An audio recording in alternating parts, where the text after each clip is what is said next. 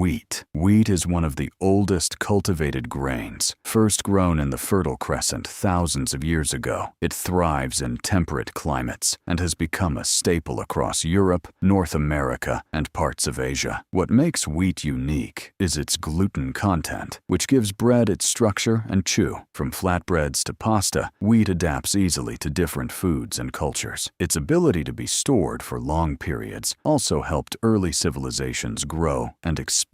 Rice. Rice is the primary food source for more than half of the world's population. It is believed to have been domesticated in Asia over 8,000 years ago, particularly in regions of China and India. Unlike wheat, rice grows best in flooded fields called paddies, although some varieties grow in dry soil. Its mild flavor allows it to pair with almost anything, and its soft texture makes it easy to digest. In many countries, rice is not just food, but a daily ritual. Corn, also known as maize, was first cultivated by indigenous peoples in what is now Mexico around 9,000 years ago. It later spread throughout the Americas and eventually the world. Corn stands out because the entire plant is useful, from the kernels we eat to the stalks used for animal feed. It can be eaten fresh, dried, ground into flour, or processed into countless products. Today, corn is one of the most widely produced grains globally. Barley. Barley is a hardy grain that has been grown since ancient Mesopotamian times. It tolerates cooler climates and poorer soils better than many other grains. Barley has a slightly nutty flavor and a chewy texture, which makes it popular in soups and stews. It is also a key ingredient in malt production for beer and whiskey. Historically, barley was often considered a humble food, yet it played a major role in sustaining early societies. Oats. Oats were once seen as a weed, growing among other crops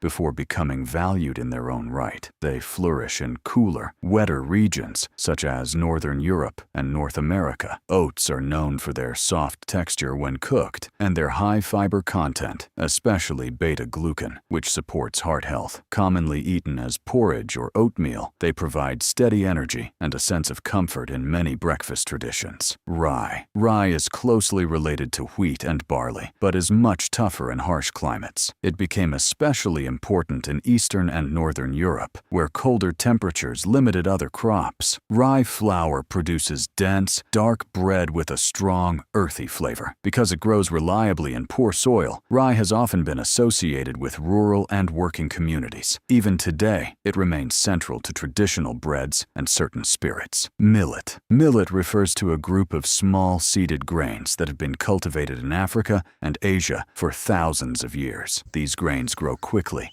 and survive in dry, hot conditions where other crops might fail. Millet has a mild taste and a slightly grainy texture when cooked. In many regions, it is ground into flour or cooked as porridge. Its resilience makes it vital for food security in challenging environments. Sorghum. Sorghum originated in Africa and is now grown worldwide in warm climates. It is highly drought-resistant, making it an essential crop in arid regions. The grain can be boiled like rice, ground into flour, or even popped like popcorn. Sorghum is naturally gluten-free, which has increased its popularity in recent years. Beyond human consumption, it is also widely used for animal feed and biofuel production. Quinoa. Quinoa was first cultivated in the Andean region of South America, particularly by the Inca civilization. Although often grouped with grains, it is technically a seed. Quinoa stands out for its high protein content and its balance of essential amino acids. It grows well in high altitudes and poor soils, which made it sacred and valuable in ancient times. Its light, fluffy texture and subtle nutty flavor have made it popular worldwide. Buckwheat. Buckwheat is not related to wheat and is actually a seed from a flowering plant. It was first domesticated in Asia and later spread to Europe. Buckwheat grows quickly and thrives in poor soil, making it a reliable crop. It has a distinct, slightly earthy flavor and is commonly used in noodles, pancakes, and porridge. Naturally gluten-free, buckwheat continues to hold a place in both traditional and modern diets. Amaranth. Amaranth was cultivated thousands of years ago by the Aztecs in Central America. Though often grouped with grains, it is technically a seed. Much like quinoa, it grows well in warm climates and produces tiny, protein-rich seeds. When cooked, amaranth has a slightly sticky texture and a mild, nutty taste. In ancient cultures, it held ceremonial importance, and today it is valued for its nutrition and its natural lack of gluten. Teff. Teff originated in Ethiopia and has been grown there for over 3,000 years. It is one of the smallest grains in the world, yet it plays a central role in Ethiopian cuisine. Teff flour is used to make injera, a soft, spongy flatbread that serves as both plate and utensil. The grain grows well in difficult conditions, including drought-prone areas. Its mild flavor and high mineral content have brought it increasing attention beyond its homeland. Farro. Farro is an ancient form of wheat that traces back to early agriculture in the Mediterranean. It has a firm, chewy texture and a rich and nutty flavor that sets it apart from modern refined wheat. Traditionally used in Italian soups and salads, farro holds its shape well after cooking. Because it is less processed, it retains more of its natural fiber and nutrients. Its long history and hearty character connect modern kitchens to some of the earliest farming communities,